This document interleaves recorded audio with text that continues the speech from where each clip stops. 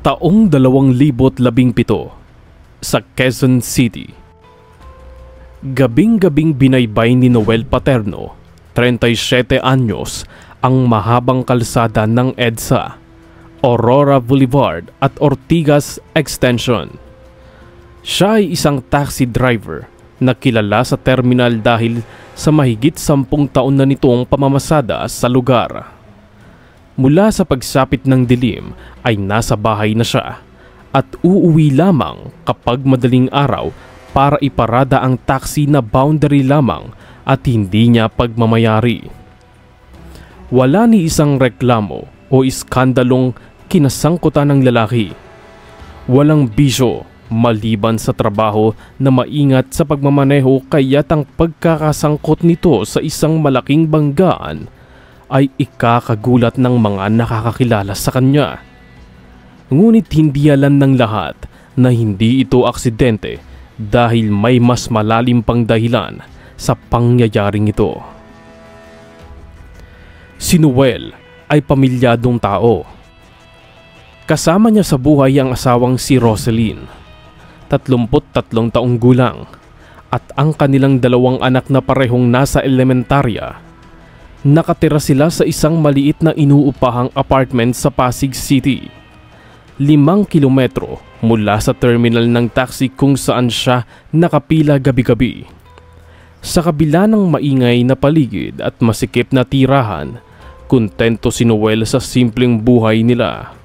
Ang pangarap lang niya ay makabili ng sariling bahay, balang araw, isang lugar na hindi kailangang bayaran buwan-buwan, at mapagtapos ang kanyang mga anak. Araw-araw, ang buhay niya ay paulit-ulit lamang. Karaniwang tulog at pahinga tuwing umaga at magmamaneho ng halos 12 oras gabi-gabi. Sa buhay na ito, wala siyang reklamo. Para sa kanya, ang bawat pasahero ay isa pang hakbang papalapit sa pangarap na ibibigay niya ang pangangailangan ng pamilya at nakakapagtabi kahit papaano. Gayunpaman, paglipas ng mga taon, unti-unting napansin ni Noel ang mga pagbabago kay Roselyn. Madalas itong magpalusot ng overtime sa butig na pinapasukan niya sa Mandaluyong. Kapag tinatanong kung bakit gabi na umuuwi, laging dahilan nito ang dami ng inaasikaso. Minsan ay tahimik, minsan naman ay mainit ang ulo. Napansin din niyang bihira nang tumabi sa kanya sa gabi si Roselyn. Madalas itong nakaharap sa cellphone. Minsan ay nakangiti pa habang nagtatype. Sa una, iniisip ni Noel na baka stress lang ito sa trabaho. Kaya naman pilit niyang ibinabalik ang kanilang dating relasyon. Ngunit parang si Roselyn mismo ang lumalayo. Anumang pagsisikap ang gawin ni Noel. Halos hindi na sila nagkakausap ng maayos o matagal na nagsasama. Sa umaga, kung kailan nagtatrabaho si Roselyn, ay tulog naman at nagpapahinga si Noel. At sa gabi, kung kailan umuwi si Roselyn, ay siya namang oras para magpasada ang lalaki. Kahit may problema sa kanilang relasyon, ay nagpatuloy si Noel sa pagiging responsable at umasang isang araw ay babalik ang sigla ng kanilang pagsasama ng kanyang asawa, hanggang sa dumating ang isang hindi inaasahang pangyayari. Noong Setyembre 2017, nasa kalagitnaan ng biyahe si Noel Paterno sa kahabaan ng Ortigas Extension. Madaling araw na at halos wala ng pasahero sa kalsada. Pagod na ang kanyang mga mata at nagpasya siyang umuwi sa isang 24-hour convenience store para magkape. Ilang sandali lang siyang naupo habang nagpapahinga, ngunit paglingon niya sa labas, tila huminto ang kanyang oras. Sa kabilang kalye, nakita niya ang isang babaeng pamilyar, si Roselyn, nakabihis panlakad at may kasamang ibang lalaki. Ang lalaki ay may tattoo sa braso, matangkad at halatang mas bata. Kalaunan kinilala ito bilang si Raymond Dulatre, 29 anyos. isang supplier ng motorcycle parts sa Cainta. Nakita niyang nagtatawanan ng dalawa habang bumibili sa kabilang tindahan. Ang mga kilos at titig nila sa isa't isa ay hindi lang basta magkaibigan. Matapos ang sandaling yon, nakita niyang naglakad ang dalawa patungo sa parking area. Ilang sandali lang, sabay na sumakay sa isang pulang kotse. Iniwan ni Noel ang kanyang hindi pa nauubos na kape para sundan ang dalawa. Mula sa malayo, binuntutan niya ang pulang kotse. Sa puntong yon, ramdam ni Noel ang halo-halong emosyon, ngunit pilit niyang pinaniniwala ang sarili na marahil mali ang kanyang hinala. Tumawid ang kotse papasok ng Pasig at matapos ang ilang minuto huminto ito sa tapat ng isang motel malapit sa may C. Raimundo Avenue. Nakita niyang sabay na bumaba ang dalawa.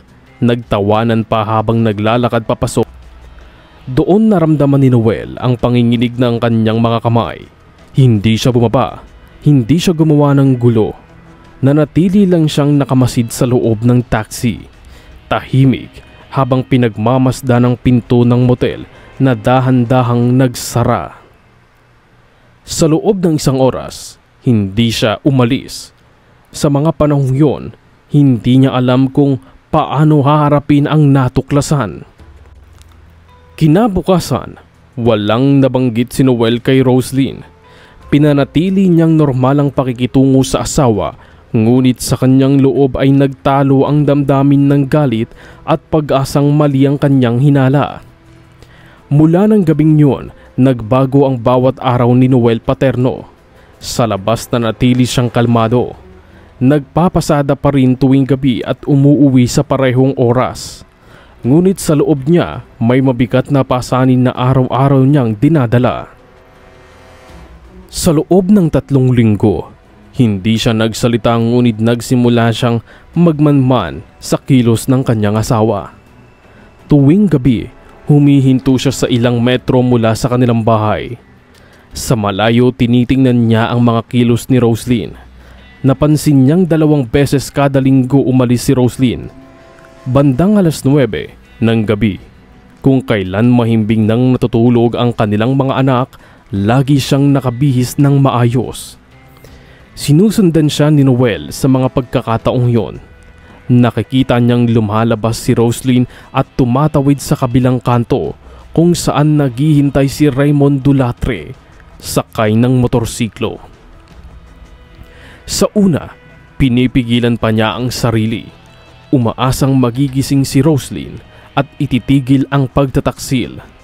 Ngunit sa bawat gabing inuulit-ulit ni Roslyn ang kasalanan ay unti-unting naramdaman ni Noel na para siyang sasabog sa galit. Nang dumating ang 3 linggo, hindi na niya kayang magpanggap. Noong gabi ng Oktubre 26, 2017, sinundan niyang muli si Roslyn.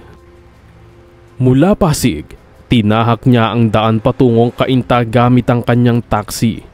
Nakasunod sa liwanag ng taillight ng motorsiklo ni Raymond. Huminto ang dalawa sa isang maliit at tahimik na kalye sa tabat ng isang karinderya na bukas pa kahit 10 oras ng gabi.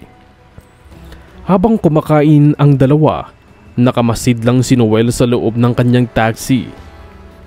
Ang bawat tawanan nila ay parang kutsilyong paulit-ulit na tumatama sa kanyang dibdib. Hindi niya alam kung ilang minuto siyang nakatingin, ngunit sa bawat segundo nadaragdagan ang apoy sa loob niya. Ang naipong galit ni Noel mula sa mga gabing pagtitiis ay handa na niyang pakawalan. Nang matapos kumain ng dalawa, napansin niya ang kanilang malambing na mga kilos. Matapos magbayad sa tindera, naglakad ang dalawa palabas sa karinderya. Nang tumawid na ang dalawa sa kabilang kalsada, dito na nagsimulang kumilos si Noel. Umugong ang makina ng taxi. Walang pagdadalawang isip habang nakikita niyang nakahawak si Roslyn sa braso ng lalaki. Agad niyang pinaharurot ang sasakyan. Isang malakas na pag-arangkada ang umalingaw-ngaw sa kalsada. Sa bilis ng pangyayari, ang taxi ay sumalpok mula sa likuran, diretso sa dalawa. Tumilapon si Raymond. Bumagsak ilang metro ang layo. Samantalang si Roslyn ay nabuwal sa gitna ng kalsada. Agad na nagsigawan ng mga taong nakasaksi. Huminto ang ibang sasakyan sa paligid. Sa isang iglap, nakita ni Noel ang tanawin ng magkalaguyo, isang eksenang hindi niya kailanman makakalimutan. Tumigil ang taxi ilang metro mula sa pinangyarihan ng insidente. Sa loob ng sasakyan, nakatulala lang si Noel habang hawak pa rin ng manibela. Nanginginig ang mga daliri. Sa sandaling yon, parang nawala ang lahat ng ingay sa paligid. Tanging kabog ng kanyang dibdib ang kanyang naririnig. Maya-maya lumapit ang ilang bystander. May tumawag ng ambulansya sa loob ng ilang minuto. Dumating ito halos kasabay ng patrol. Habang binubuhat ang dalawang katawan papunta sa sasakyang pangresponde, hindi gumalaw si Noel. Hindi rin siya tumakas. Samantala dumating ang patrol at huminto sa tapat ng taxi ni Noel. Binuksan ng isang pulis ang pinto at hinawakan siya sa balikat. Wala siyang pagtutol. Tahimik siyang bumaba at itinaas ang mga kamay. Sa gabing yon, natapos sa isang trahedya ang kinikimkim na galit ni Noel. Ang taxi na minsan naging simbolo ng kanyang mga sakripisyo ay naging saksi sa isang malagim na pangyayari. Kinabukasan, ang balita tungkol sa pagnanasa ay mabilis na nakarating sa kanyang mga anak. Ang suspect, si Noel Paterno, ay agad na nahuli at ang dalawang biktima sina Roslyn Paterno, 33 anyos, at Raymond Dulatre, 29 anyos, ay parehong nasawi. Sa investigasyon, lumabas na si Noel ay asawa mismo ng babaeng nasagasaan. Ang mga otoridad ay nagtaka sa unang pagkakataon, ngunit agad din nilang nakita ang motibo matapos ma-review ang CCTV footage mula sa poste ng ilaw sa tapat ng karinderya. Sa video, makikitang ilang minuto munang nakaparada ang taxi bago sumalpok sa dalawang biktima. Sa loob ng istasyon ng pulisya, si Noel ay nananatiling kalmado. Inamin niya ang kanyang motibo sa nagawang kasalanan. Sa investigasyon sa mga kasamahan niya sa terminal, ilang araw bago ang insidente, naging tahimik at malayo ang loob ni Noel. Madalas niyang banggitin na ayaw na niyang umuwi. May isa pang araw na nakarinig sa kanyang balak na maghiganti. Habang nagpapatuloy ang investigasyon, lumabas ang buong kwento ng pagtataksil. Nalaman ng publiko ang relasyon ni na Roslyn at Raymond na nagsimula halos mag-iisang taon na rin. Ang ilan ay nagsimpatya kay Noel, ngunit ang batas ay mananatiling may pangil sa lahat ng mga kasalanan. Nang dalhin ang kaso sa Regional Trial Court, si Noel ay sinampahan ng mabigat na kaso ng pagkitil. Ngunit sa paglilitis, iprinisinta ng depensa ang argumento ng crime passion. Ang uri ng krimen na nag-ugat sa matinding emosyon dulot ng pagtataksil. Pinanindigan ni Noel ang kanyang pag-amin, walang halong pagtanggi. Matapos ang halos isang taon ng paglilitis, inilabas ng hukuman ang desisyon. Ayon sa korte, bagamat malinaw na sinadya ni Noel ang aksyon, kinilala rin ang matinding emosyon na nagtulak sa kanya sa sandaling yon. Ang kaso ay ibinaba dahil sa mitigating circumstances ng passion of obfuscation. Hinatulan si Noel Paterno ng 15 pagkakakulong. May karapatang magparol matapos kung makikitaan ng maayos na pag-uugali sa loob ng piitan. Sa huling araw ng paglilitis, bago siya dalhin sa kulungan, humiling si Noel na makausap ang kanyang mga anak. Sa silid, tahimik silang nagyakapan. Paulit-ulit na humingi ng tawad si Noel sa mga anak. Bagamat maliliit pa ang mga anak ay tila nauunawaan nila ang naging aksyon ng ama at bago maghiwalay ay binigyan nila ito ng mahigpit na yakap. Nanatili ang mga bata sa pamilya ni Noel sa Albay habang pinagsisilbihan niya ang kanyang sentensya na maluwag niyang tinanggap. Ang kaso ni Noel ay nanatiling paalala sa marami na ang kataksilan ay isang mapanganib na laro dahil maaaring maging kapalit nito ang pagkasira ng pamilya o ng pagkawala ng buhay. Sa huli, parehong naparusahan ng mga may kasalanan. Ngunit si Noel ay nakakahinga pa at maaari pang makalaya, samantalang ang magkalaguyo ay nasa ilalim ng hukay.